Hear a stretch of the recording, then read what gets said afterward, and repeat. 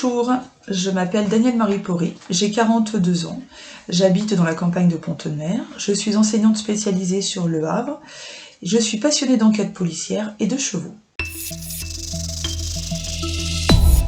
J'ai beaucoup lu la série des Rougon-Macquart d'Émile Zola. J'aurais adoré écrire 10 petits nègres d'Agatha Christie, que j'ai découvert à 14 ans et que j'ai plusieurs fois relu. Je pense qu'il s'agit d'un roman de San Antonio que j'ai essayé de lire en camping pendant des vacances, mais je n'ai pas réussi à aller jusqu'au bout du livre et j'ai abandonné le bouquin à la bibliothèque du camping. J'ai plutôt une pile à lire près de mon chevet, avec un assortiment de romans policiers, français ou étrangers, qui attendent leur tour. Je conseille en général à des enfants qui n'aiment pas trop lire de commencer par les aventures du petit Nicolas, où il y a un texte assez simple, assez abordable et des illustrations. Je pourrais relire plusieurs fois et à différents âges de ma vie Nymphe et un noir de Michel Bussy. Je serais très honorée d'avoir une préface de Fred Vargas. Il s'agit des aventures de Bennett, un personnage inventé par un auteur anglais, Anthony Buckeridge, qui avait inventé ce petit collégien pour faire rire les enfants à la radio.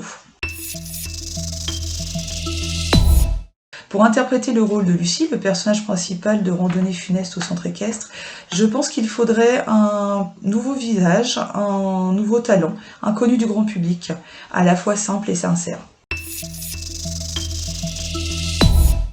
J'aurais adoré être dans la vraie vie un personnage à la D'Artagnan, à la fois plein de panache et de bravoure.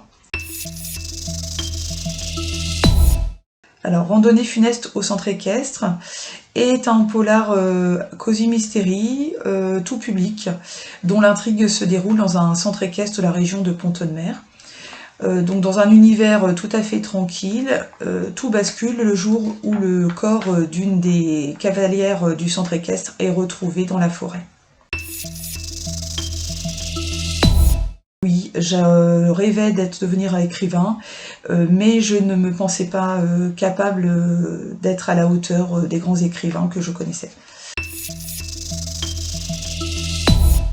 Dans une expérience quotidienne, en observant les personnes qui m'entourent et aussi en analysant mes propres réactions.